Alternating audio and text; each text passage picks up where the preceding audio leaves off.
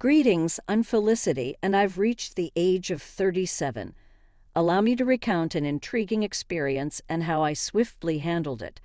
I'm not one to be deceived, contrary to many tales I've encountered. Surprisingly, I had a good relationship with my mother-in-law before everything unraveled. Our bond was smooth, filled with warmth, perfection, and mutual respect. My husband Frank was the love of my life, my partner in crime, and my best friend. From my perspective, everything seemed picture perfect. This isn't a delusion or oversight on my part. Sure, we had our arguments like any normal family, but there were no red flags and all seemed well. However, the shocking turn of events that followed left me bewildered. Let me narrate the incident and explain why I chose to seek revenge on my husband and mother-in-law. I had planned something special for our family, a vacation originally meant for Frank and me. However, considering Tiana, my widowed sister-in-law, and her loneliness, I decided to include her. I sponsored most of the trip, covering accommodation, meals, and activities. Frank and Tiana were only responsible for their additional expenses. The plan was to treat them to a once-in-a-lifetime vacation in Spain, exploring Barcelona's vibrant streets, savoring tapas, and enjoying the Mediterranean sunshine. The thought of creating lasting memories and strengthening our bond excited me. Little did I know that this grand adventure would lead to events that shook the foundation of trust and shattered the illusion of our perfect family. Backtracking to that fateful day filled with hope and promise for our Spanish dreams, I stood in the living room holding plane tickets with a smile on my face. Gathering Frank and Tiana, I revealed the surprise. They exchanged puzzled glances, curiosity etched on their faces. Tiana, with her wise eyes, tilted her head slightly with a flourish. I presented the tickets and shared my plans for our Spanish adventure, hoping to see joy and gratitude in their eyes. Frank's face lit up, expressing genuine anticipation. "Felicity, you truly are something else," he exclaimed. Anticipation bubbled within me as I eagerly awaited the commencement of our extraordinary journey.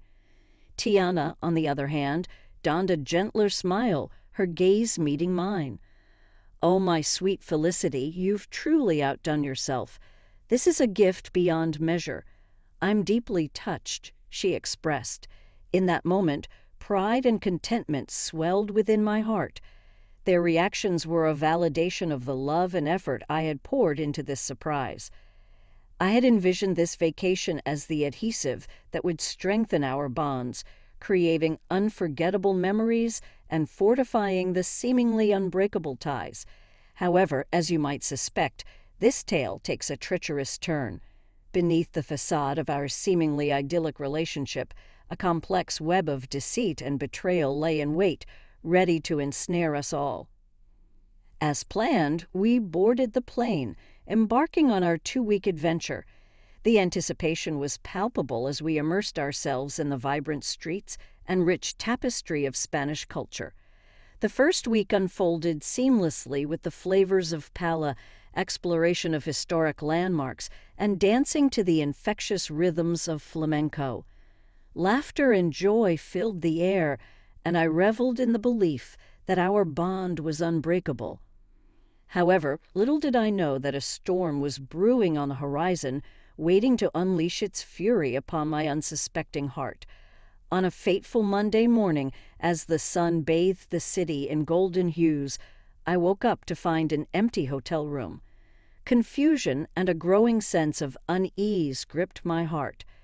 Frantically, I reached for the phone, dialing both my husband's and Tiana's numbers, hoping for an explanation.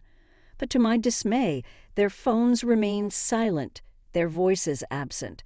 Fear began to claw at the edges of my mind as I searched the empty room for any sign of their presence.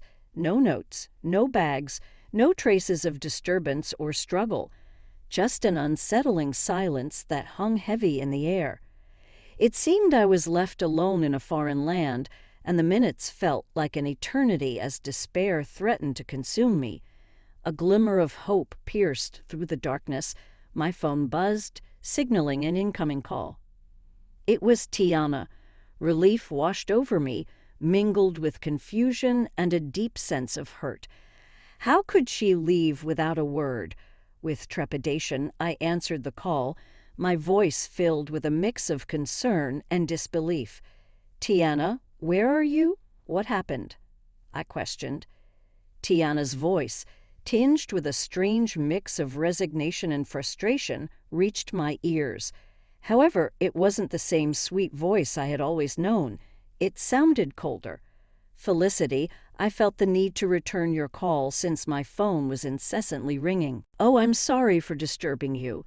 I was just wondering where you two went. Your bags aren't here, and I was concerned that something bad had happened," I replied. With an indifference that shook me to the core, she uttered the next words.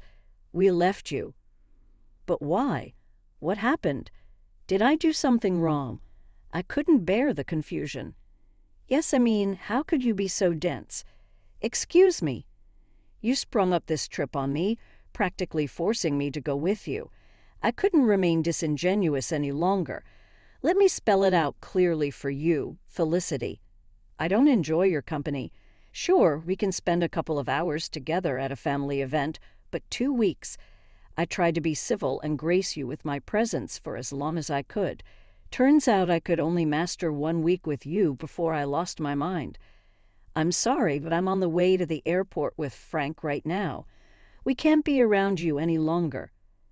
Shock reverberated through my core as the revelation struck me like a bolt of lightning, unraveling the threads of trust I had so naively woven. How could our seemingly unbreakable bond crumble beneath the weight of unspoken grievances?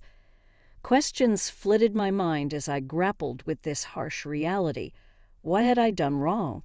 What exactly did I do to deserve such harshness? How did things escalate to this point? Was there no chance for reconciliation? Confusion and heartache intertwined within me, the pain of betrayal seeping deep into my soul. "I didn't know you felt this way, Tiana, honestly, and you had no reason to. I'd always led you to assume that things were fine and dandy between us. Why not bring that up? Why not sit me down so that we could hash out whatever problem there was between us? Because if I'm being honest, I still don't know what I've done to wrong you." "That's the thing. I just can't put my finger on it. But you just irk me." "What? That's the most childish thing I've ever heard. You can't stand me just because of some inexplicable irk? Grow up, Tiana." "I thought I offended you or something, but I didn't do anything wrong, right?" "Not necessarily, but it doesn't matter. What matters is how I feel about you, and I feel that you're annoying, and I just can't stand being around you." "If that's the case, then why did you say yes to coming with us on this trip?" I pressed, my voice strained with confusion and hurt. "Because it was a free trip to Spain. No one is going to turn down that opportunity. But as the days went by, I grew more and more tired of your antics," Tiana retorted. "What antics, Tiana? What did I do that was so bad that you decided to leave me all alone in a foreign country?" She failed to answer, and my impatience grew with this impromptu disdain coming out of nowhere. I was shocked, hurt, confused, and angry, but most of all I was just sad. I had to inquire about my beloved husband and what he had to say in all of this. "Let me speak to Frank," I said casually and easily. Tiana passed the phone to Frank, assuming someone, likely Frank, was eavesdropping on the entire conversation. He responded with the same indifference and coldness as his mother. "Hello, really, Frank? You decided to leave me too." "I didn't leave you because I don't like you. I left because my mom needed me to take her home," Frank replied. "So you knew about all of this. How long have you known about your mother's apparent hatred towards me?" "For some time now. I was hoping this trip would bring her closer to you, but that was wrong." "Okay, but what I'm failing to understand is why none of you approached me about this. We're all adults, meaning if there's an issue, we solve it. It's not like we haven't had arguments in the past. We sat down and solved those arguments. What's different about this time?" Frank failed to answer, mirroring his mother's earlier silence. The resounding silence affirmed my assumption. Well, I can say that I'm honestly shocked. I didn't know that you too felt this way about me. I hope you have a safe flight back home. I cut the call, pacing around the hotel room, still trying to understand the issue. As I contemplated whether I deserved this treatment, I realized that 37 years on this planet had taught me that sometimes people hate for no apparent reason, driven by jealousy or bitterness.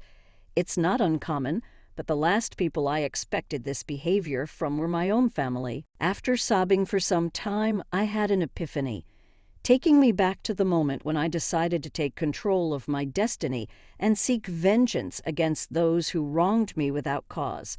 It was a pivotal moment that would forever change the course of my life.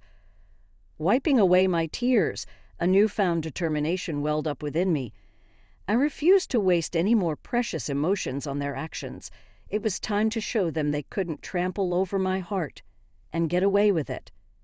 With trembling fingers, I dialed my childhood friend Arlo's number, knowing I could trust him with my darkest secrets. After pouring out my heart and explaining the painful betrayal, I cautiously asked if he could assist me in my quest for justice. Arlo, always the loyal and mischievous friend, listened intently, his voice filled with a mix of concern and excitement, reassuring me that he had my back. "Felicity, my dear friend, you're a force to be reckoned with, and you know you can count on me for anything and everything. So, what are you planning on doing?" "Well, Arlo, you know how your construction company always has excess sawdust." "Yes, it can be quite a hassle to get rid of sometimes. I believe I've found the perfect use for it." His curiosity piqued, and I unraveled my plan like a carefully crafted script, detailing how we would execute the ultimate act of retaliation.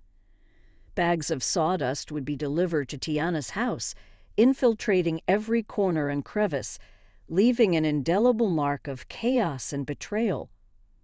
Arlo couldn't help but smile at the brilliance of my idea, a subtle yet impactful reminder to Tiana of the stress she had unleashed upon my life. Armed with Arlo's expertise and my newfound determination, we set our plan into motion. The question arose, how would we get inside the house before they returned? "You need to get the spare key hidden under the potted plant on the patio. Then you'll be in," Arlo explained. "Wow, you thought of everything, huh?" I replied. "I'm not one to be played with. I think I'm a reasonable woman, but if they want to go lower and act childish, then I'll go even lower. Atta girl." As the hours passed, anticipation swirled within me. Arlo assured me that the mission was complete, and soon I would witness the fallout of our carefully orchestrated chaos. Then, like a sweet melody in my ear, my phone chimed with a message from Arlo. I eagerly opened the pictures he had sent, revealing a sight to behold. Tiana's once pristine home now resembled a post-apocalyptic wasteland drowned in a sea of sawdust. Every nook and cranny had been touched by our mischievous hands, a scene straight out of a surrealistic painting, an embodiment of the chaos that had unfolded in our lives. I called Arlo, and his laughter echoed through the phone. I couldn't help but join in. It was a cathartic release, a shared moment of triumph against those who had betrayed me. I expressed my heartfelt gratitude to Arlo, acknowledging his willingness to tread the path of mischief with me. He simply said, "Naughty can be so satisfying, my friend." As the clock ticked away, I could feel the tension building within me. How would Frank and Tiana react when they walked through the doors of their once beloved home? The anticipation was almost unbearable, a heady mix of nerves and vindication. I couldn't help but relish in the thought of their bewildered faces and disarrayed emotions. Hours later, my phone erupted with frantic energy. It was Frank, his voice laced with panic and disbelief as he described the chaotic scene that awaited them, the sawdust-covered house standing as a testament to their betrayal. My heart danced with wicked delight as I listened to his exasperated voice. At that moment, I knew that the message had been received loud and clear. Their actions had consequences, and the chaos they had sown had come back to haunt them. "Felicity, it's just awful. Mom is in hysterics," Frank exclaimed. I decided to reveal the part I played in this and said, "It serves both of you right. How could you leave me here alone without a valid reason, no less?" "Was this your doing, Felicity?" Tiana's wailing and panic in the background stopped, and instead I approached Frank's phone. I heard my mother-in-law say, "Give me that," before shouting in my ear, "How could you do this to us?" "To me? I have no idea what you're talking about. Have you considered that this is just your karma?" I replied coolly. "Oh, come on, Felicity. We all know it was you. Who else would have access to my home?" "It's very easy to break into someone's home nowadays, Tiana, especially if you don't have any security cameras installed, which, by the way, you should seriously consider doing to prevent things like this from happening again." "Honestly, Felicity, how can you do this to us? When are we supposed to sleep? This sawdust is making my lungs ache." "Oh, that's right. You probably forgot to get the keys to my house, huh? Well, that's a shame. I'm guessing you too are going to have to stay in yet another hotel. But for how long? Until I decide to come back from my vacation, I guess. I mean, I paid for 2 weeks after all. And who knows? I might feel greedy and decide to extend my stay." Frank then took the phone from Tiana, and she began to bawl once again, mourning her ruined furniture. "Felicity, this was foul. How could you do this?" "I don't know why you're assuming that I had anything to do with this. I mean, how could I? I'm currently relaxing in the hotel jacuzzi. How could I have done this?" I replied, struggling to hold back my laughter.